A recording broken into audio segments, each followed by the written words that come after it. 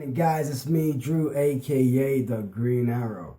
And as you're aware, I've not been covering the Legends of Tomorrow review on my channel because I've been too busy doing all the other ones, which are quite a challenge in itself to get all of those shows done and brought to you. So I had managed to find somebody who's willing to actually bring the Legends of Tomorrow reviews to my channel, which is great. I appreciate it. Remember guys, if you're new to the channel, hit that like and subscribe button, and that keeps you informed of all things basically Gotham, Supergirl, Arrow, Flash, and now Legends of Tomorrow. So without any further ado guys, I'm going to introduce you to my mate Harley. I'll let her tell you all about it. What is happening guys? Changing things up a bit for you. As Drew mentioned recently, he's making some changes and taken on a few new projects, so has kindly asked me to take over his DC Legend reviews, for a while at least, and believe me, it is a lot harder than it looks. So, introductions. I'm Harley, nice to meet you. So what's everyone think of DC Legends? Personally, season 1 I found boring. Like, it was just the same stuff, different episode really, but season 2 so far rocks. Here is a quick video of what you have missed so far. The Time Masters were an organization charged with protecting history from rogue time travelers. But they were destroyed. Under the leadership of Rip Hunter, we have taken up their mantle. Sarah Lance, former member of the League of Assassins. Dr. Raymond Palmer, the Atom. The arsonist, Mick Rory. And Firestorm, the merged superform of Jefferson Jackson and myself, Martin Stein. We are the only ones left to protect history. We are the Legends of Tomorrow.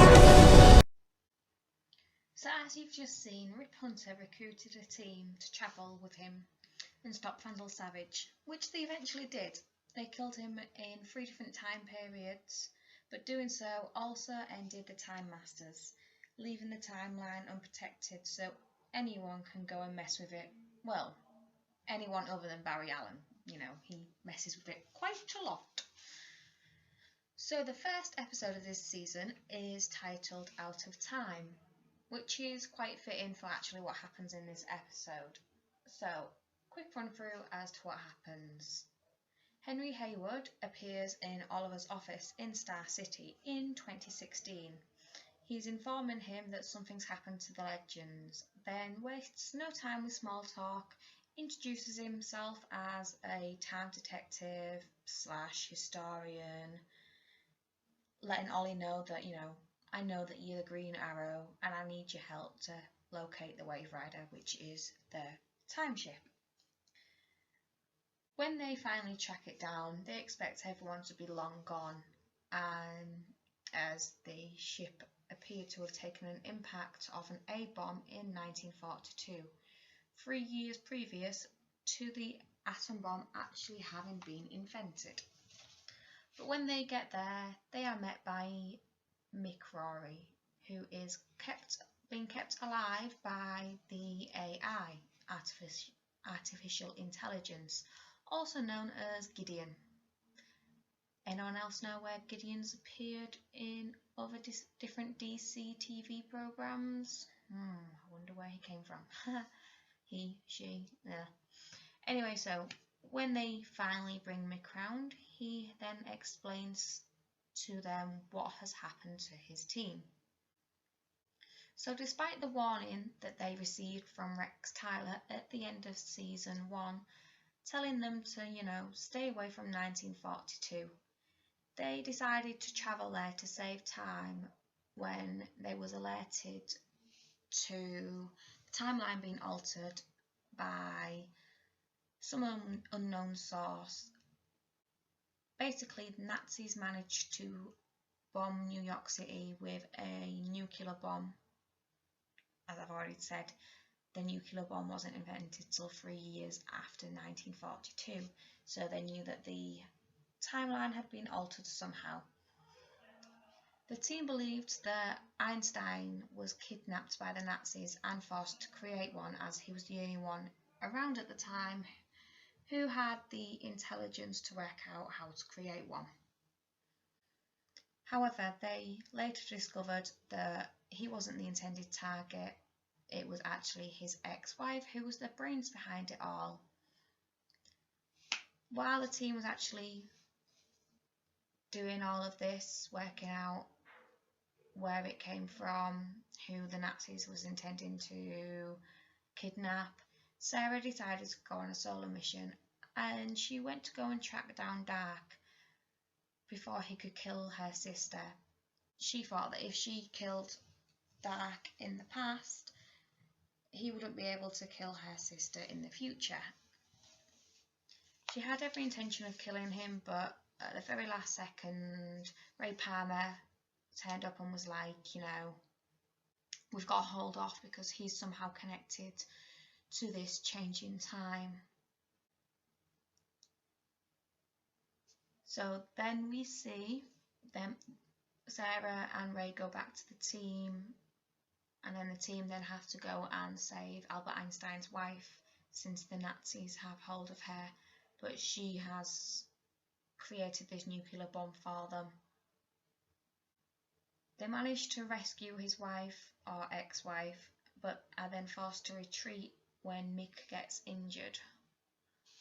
Once they're on board, Rip Hunter goes after the Nazi submarine in the Atlantic Ocean and positions the Wave Rider to mainly take the whole impact of the bomb, but just before the bomb hits the ship, he scatters the rest of the team throughout time, all but Mick, who is too injured to survive the travel.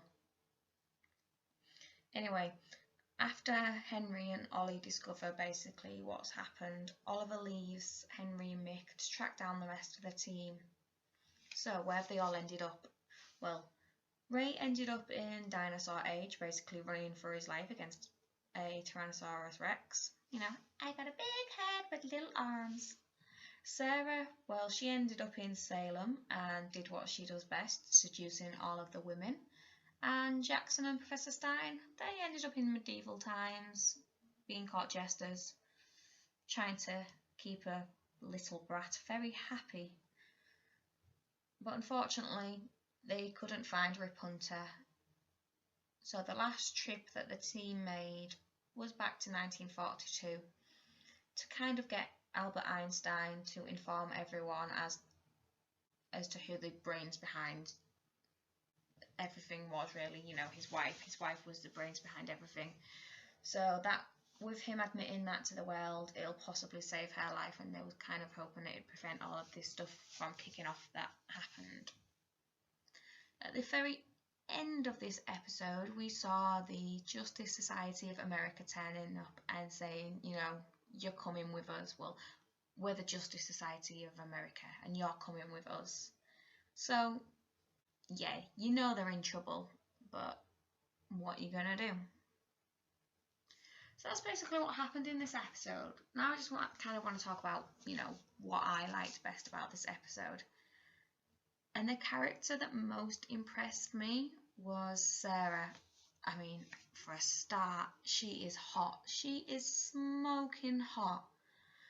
But she seems to have the most fun, really. I mean, she slept with the Queen of France right at the beginning of this episode. Then when she was stranded in time in Salem, she slept with all of the witches from Salem. And then when she was in 1942, she was trying to go after Dark and avenge her sister, which I thought was really cute and a sweet touch.